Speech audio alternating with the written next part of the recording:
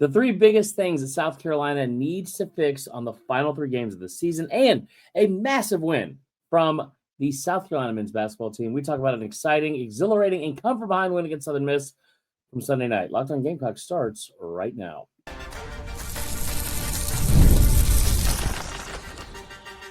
You are Locked On Gamecocks, your daily podcast on the South Carolina Gamecocks, part of the Locked On Podcast Network, your team every day. What's up, guys? Welcome into Locked On Gamecocks. I'm your host, Chris Marler. Welcome into not just Locked On Gamecocks, not just the Locked On Podcast Network, now the number one sports podcast network. We found those numbers out over the weekend. So very, very exciting stuff. And a new intro that we're very excited to honestly brag about from the Locked On Network itself. Listen, great episode for you today. Very excited to talk about it. First and foremost, let's say thank you to everyone making Locked On Gamecocks your first listen each and every day. Shout out to our everydayers. Remember, guys, free and available podcasts wherever you get your podcasts, as well as on YouTube, part of the Locked On Podcast Network, your team every day. Hopefully this mic is helping. Listen, a second show in a row with a new shirt. Who is this guy? Pretty sure I spelled chili on it, but who cares? We're going to have to substitute the benefit of the new shirt for apparently the issue with the glare on the computer. I can't fix it. I don't know what's going on with my glasses, but I appreciate you being here nonetheless. And we got a great episode for you. Like I said, before we get started, I want to say thank you to FanDuel sponsoring today's show. Right now, new customers can bet just $5. And if your bet wins, you'll get $300 in bonus bets to use across the app. Download the app today. We're going to talk about the three biggest things I need to see South Carolina fix right now in the final three games of the season. But I kind of want to start here. And I don't know if I'm going to lose some people or not, but it needs to be talked about.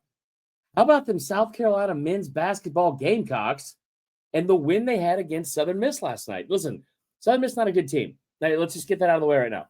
Southern Miss not a good team right now. Look, they had a barista playing point guard, and there's nothing wrong with that. But also, it was a team that was picked 12th, I think, out of like a 14-team league in the preseason media polls across the board. 12th everywhere. And they came into Colonial Life and gave South Carolina all they could handle for 40 straight minutes, and then also went into overtime. But a tremendous job from Lamont Paris and his squad. I jokingly said this about 5 minutes ago. I was like, this all ends with me getting an Eli Ellis jersey, doesn't it? And right after I tweeted that, I realized I'm going to have to go buy a Meechie Johnson jersey as well, because my goodness, that was an incredible performance. In case you missed it, let me just give you a quick little rundown. South Carolina up 38-34 at the half. That's a really, really impressive job from them starting out that strong. This is a team that struggled in the first half of games last year, at least from a point scoring standpoint. They were not very good at that part of the game, right?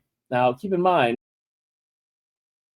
this is a team that ranked 297th in the country, averaging like 31.5 points per game in the first half of games last year. That number has increased significantly. I know it's only 2 games. It's still, when you look at like how big of a difference that is. And again, ranking 297th out of, I believe, like 330 or 340 teams. Really, really bad. Also ranked 230 or 240 something in the country in points per game at around 72, averaging 87 through 2 games. That number will come down, obviously. But again, the biggest issue with this team last year was being able to score points. They were pretty good defensively, but they could not score points, and that was an issue all year long. To put that in perspective, by the way, that the first half scoring, which is a big deal in college basketball, getting off to a good start, especially in a conference like this, they ranked so far down the list. I think they were 15th out of 16, right ahead of LSU, who was also down there around 30 to 31 points in the first half of games last year. So 38 out of the gates against Southern Miss. I thought that was really strong. Anytime you can come close to scoring 40, that's a big deal. And coming out of the gates very, very well. The other side was this. You ranked 230 or something, 240 last year in points per game. Right now, they rank 70th. These aren't numbers to like that are going to blow you away or anything like that. But 87 points per game is not something this team was doing a season ago. You look at some of the numbers right now, they do a lot of things really, really well. Offensive rebounds, not that great. And allowing rebounds, they were terrible last night at rebounding through most of the game. But like I said, they looked very, very good when it mattered most. They're down 11 in this game with, I believe it was 350 or 354 left. So like that. It's the under 4-minute timeout. They're down 11 points. Southern Miss has a 95% chance of winning the game. And what unfolded was, I mean, like, I wish this was a game against Clemson. I wish it was a game against, an SEC game. That was a stuff of legends type moment from Meechie Johnson. Now, it was just Southern Miss, who's not a good team. But nonetheless, it was massive, and it happened when they needed it and more than anything. In case you missed it, I'll go through the play-by-play here real quick, and I'll try to keep it as brief as possible, even though I know I'm very long-winded. You have the under 4 timeout. Like I said, you're down 65-54 with 3 minutes and 49 seconds left. Meechie Johnson's a three-pointer. Eli Ellis hits 2. You cut 65-59. It is then 67-59. Meechie hits another 3. They go up 68-62. Meechie hits another 3. So now you're down 3 with 1:16. He's hit 3 threes in the under 4 since the under 4 timeout. Then with 36 seconds later, he hits a 4th 3-pointer with 40 seconds left to go up to tie it 68-68, and the place erupted. I mean, listen, it was one of those things too where it was like, do you try and just get to the basket, get some points, and keep this game going, or do you ride the hot hand? And Meechie was the hot hand, and he wasn't going to give anybody a lot of time to make that decision for him. It was one of those things where the first one was like in rhythm, good 3, pretty close to the line. Second one, same thing. Third, a little bit further back. And then fourth, I was sitting there watching with Allie, and I was like, it's got to be a heat check here, right? Got to be a heat check. And, brother, he was near the damn logo, and, I mean, just absolute drained it. So he hits 4 threes since the under 4 timeout. They end up going to overtime. He hit 2 free throws as well. So I think he had 14 points in the final 4 minutes, which was just unbelievable, man. And then from there, they were able to take the lead in overtime and not look back, and they were able to win. They did their best to make it interesting late. I will say that. They did their best to make it interesting. But it was a really, really impressive win, considering the way they had to win. The final score 83-79. At one point in the overtime, they were up 81-75. Had a couple of lapses in defense where they were able to kind of come close and stuff like that and fight back. A couple of dumb fouls. I did love the fact that Eli Ellis was on the line to ice it. They were up 2, and they fouled a true freshman coming in his second game. He got a ton of minutes. I'll go through those real quick. He got a ton of minutes. They were great. But he hit a layup to pull within 5, like I said, in the final 4 minutes. Then in overtime, he hit the final 2 free throws to ice this game, which I thought was fantastic as well. And that's a big deal, man. Like that's a true freshman, ice water in his veins, to be able to go out there and do that. Meechie Johnson finished with 33 points. Eli Ellis finished with 20. Listen, they were 16 of 43 from behind the arc. I mean, they shot 43 threes. And them to be able to close that out. Look, that's not like I shouldn't do the math on top of my head. I feel like it's a pretty good number, though. It's over 33% for sure. 16 of 43, 37%. So really good night. Thought they did a great job in terms, like I said, closing it out. And I'll tell you what's big in college basketball, guys, and you guys know it just as well as I do. When you have a guy that can take over a game, that keeps you in games, and that advances you further along in the season. South Carolina really struggled last year having a guy that can go get a bucket when they need it most. How many times we see them come close? And it wouldn't have mattered in the grand scheme of things. You're talking about 2 wins in conference versus maybe 5 or 6, and you're still at the bottom of the conference for the most part. But now it feels like you got guys that can go get you points. Mike, I'm not even going to try it. Not even going to try it. And I should learn it because he's really good. Number 55, Sheriff Jamps. No, not even close. He had 17. Like I said, kind of struggled just rebounding. They had 39 rebounds. They didn't have anybody over 7. Eli Ellis is the guy that led them with 7 total rebounds, which is not great. Meechie Johnson added 3. The assists, though, they got a lot of second chance opportunities on the offensive glass, which is great. And it was really good. It was really good. It was a good win. good way. I know it's game 2, but it kind of felt like to start the season and to honestly extend it for another day where you feel good about this team and you have to sit here and go, when's baseball season starting? Do we even care about baseball right now? Like it was very refreshing to make sure that they got up to a good start to the season.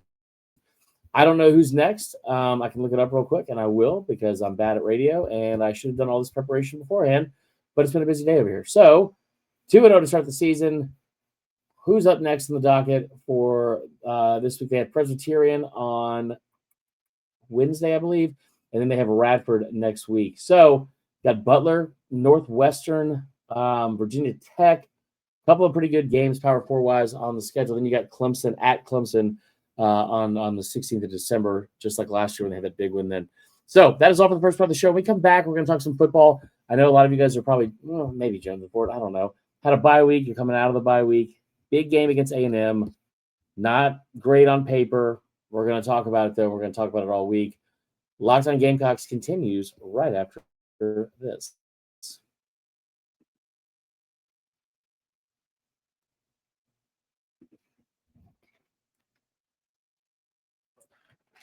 All right, we're back.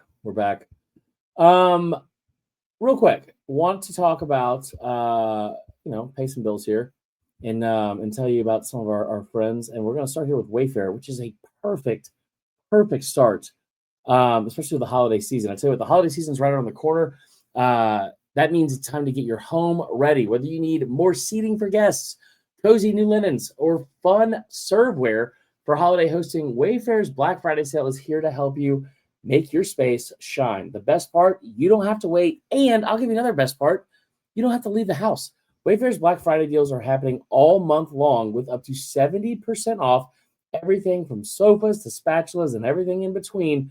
I have been in a household where the missus loves to go out and get some Christmas decorations, get some stuff because we have family coming into the house for the very first time. We're hosting. Very excited about that.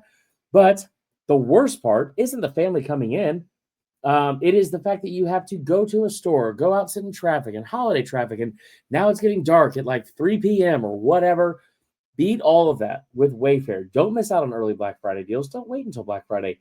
Head to wayfair.com right now to shop Wayfair's Black Friday sale for up to 70% off.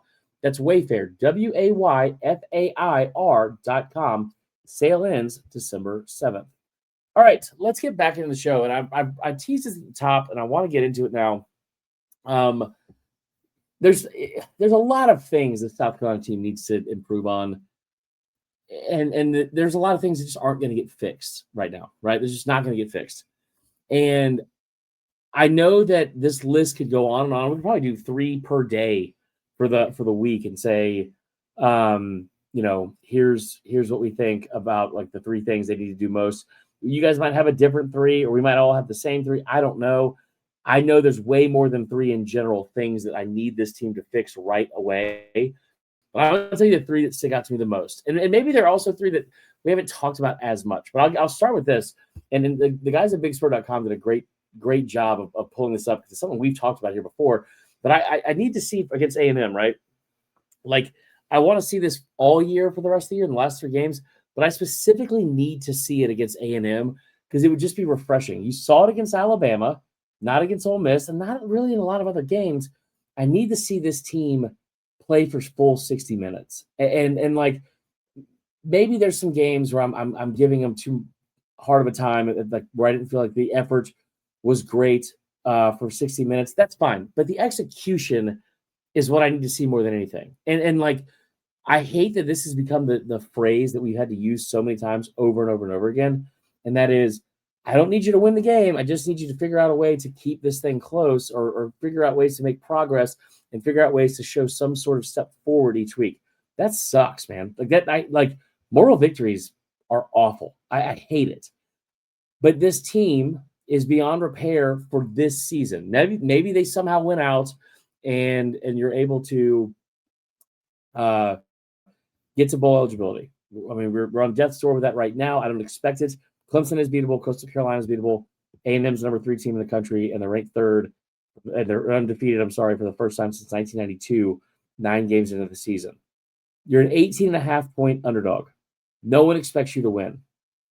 But what I do want to see is 4 quarters of good football and 4 quarters of figuring out ways to execute offensively and defensively. And I tell you what, you look at some of these games. Missouri, you had a lead in that game. Alabama, you had a lead in that game.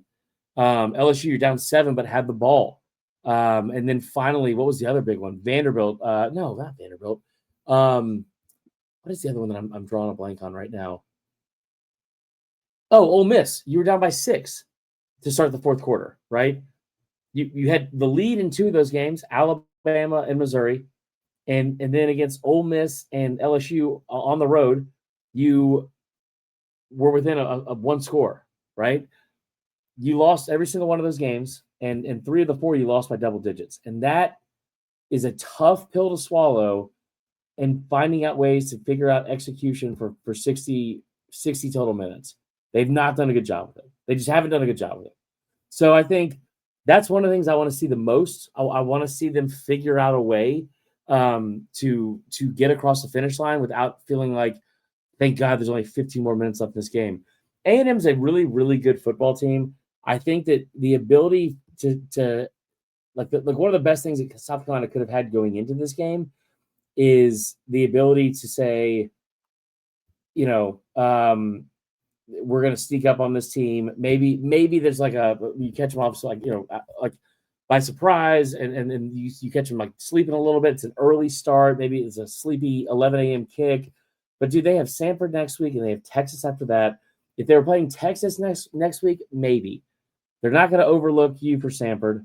They just got off a big win against Missouri on the road. And here's the thing that's going to be most detrimental to that potential thing that you could have had in your back pocket. You beat the crap out of them last year. You beat them 44-20. So there's a revenge factor. They are going to come out firing. It's their second to last home game. There's all those things.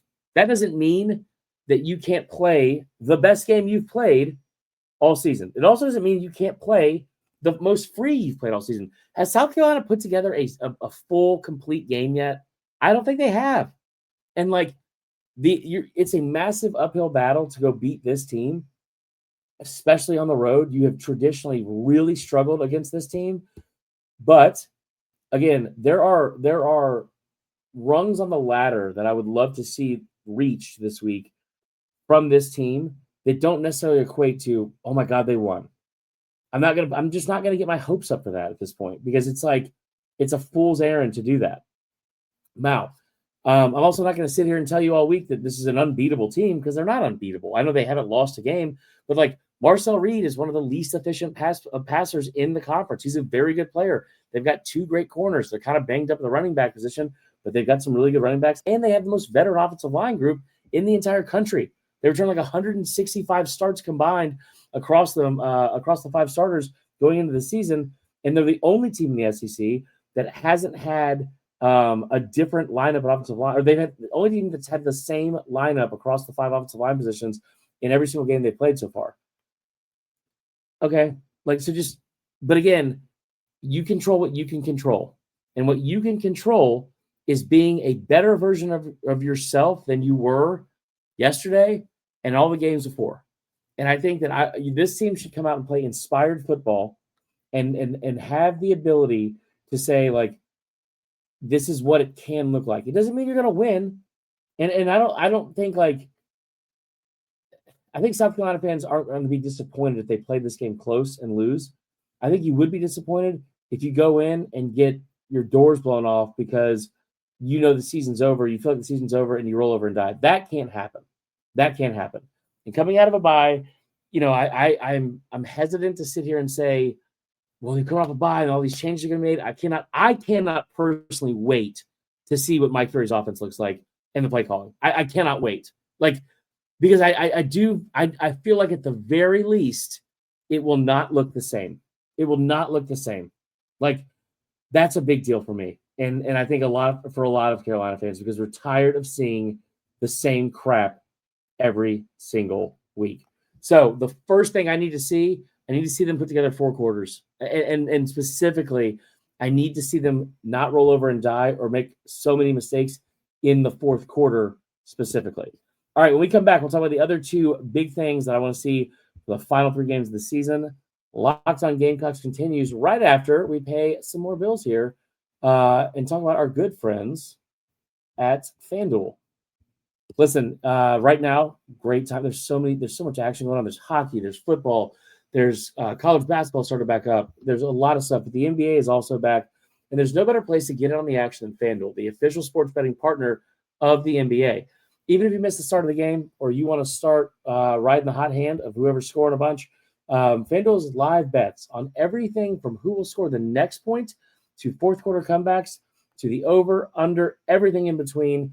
Plus, you can even combine your live bets into a same-game parlay for a shot at a bigger payout. It keeps games very exciting, especially when your team's making that late push. Right now, FanDuel is giving new customers $300 in bonus bets when your first $5 bet wins. So head on over to FanDuel.com, sign up, play your game with FanDuel, the official sports betting partner of the NBA.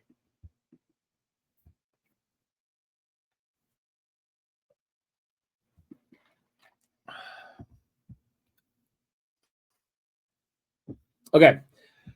Final 2 things I need to see from the final 3 games of the season. We'll talk about the fourth quarter and playing 4 quarters. The other ones are going to be a little bit selfish and things that I don't even know if are that important. But what I need to see, and I'm not going to do the same thing we always talk about with like the offensive line and all that kind of stuff. There's 2 things I want to see, and I think we're going to see it. I want to see more design runs and freedom with LaNorris Sellers. I would love to see the LaNorris Sellers that we saw last year. And I tell you what I would love to see more than any of that is LaNorris smile on the field. I feel like I haven't seen that this year. Like, I'm sure I have, but it's just been so bogged down with like all the crap that's happened throughout the season. It doesn't feel like he's had a fun year of playing football. It doesn't.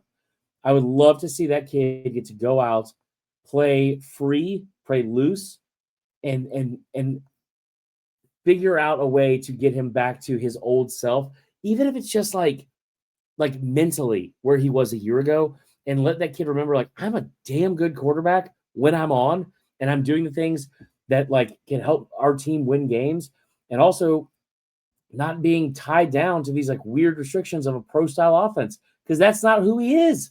Like, and again, I don't mean a pro style like he's not a good he wouldn't be a good pro quarterback. I mean the pro style offense they ran with him was not suited to his skill set. I want to see him get in design runs. I want to see RPOs, and I want to see, I would love to see the option, but I want to see some of the stuff that we were able to see last year that allowed him to not be in so many situations where he's having to make there's a 2 route read and the defense is in like cover 2 man. So there's like, where do you go? Like, where do you go with the ball? I want to see him be able to have some fun at the final part of this year and play a little bit looser. I feel like this sounds so stupid, but I would just give anything for one LaNorris Sellers. This is so cliche, but Superman game where it's like, man, LaNorris went out there, not a great season. Year didn't go anywhere close to what we had planned. Did you see LaNorris in that one game when he went out and had 350 yards of offense, ran the ball for 70 yards, had 3 touchdowns, blah, blah, no picks? Like, I think we all would want to see that. All would want to see that. The other thing is this, and I feel like it's something we should see and we will see, especially with Mike Fury calling the plays.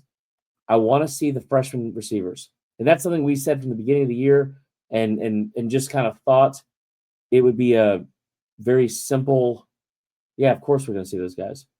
I want to see the freshman receivers. I want to see the guys that came in that were a part of this recruiting class, that were recruited by Fury and recruited by this offensive staff, not Mike Shula, that were able to come to Columbia, and I want to see them on the field instead of waiting for their turn. Waiting for what at this point? Waiting for what at this point? Like, there's 3 games left. Cut it loose the rest of the way. That's it. Like, just like cut it loose the rest of the way. And I don't know if you win the games by doing that. I don't know if you win 2 of the 3.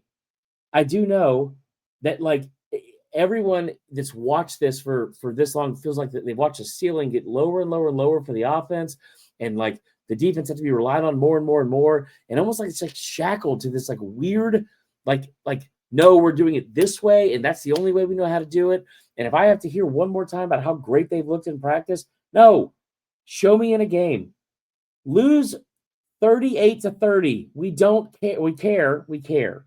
But like, go out there, put up some offensive yards. Let us get excited about the future. Let us have a reason to be invested again. Treat the rest of this season like a damn golf shot when you're I don't know, 17 over out there drinking and playing with your buddies, but then you end up on the 18th hole or 17th hole, not going within 4 feet. And you're like, yeah, that's what keeps bringing me back. Like, give us a reason to come back. We're going to anyway. But give us a reason to come back. All right, that is all for today's show. I hope you guys come back tomorrow. I know I will be here, and we'll have more on the A&M game. And we do a deep dive into the Bonham Trophy. Just the worst trophy.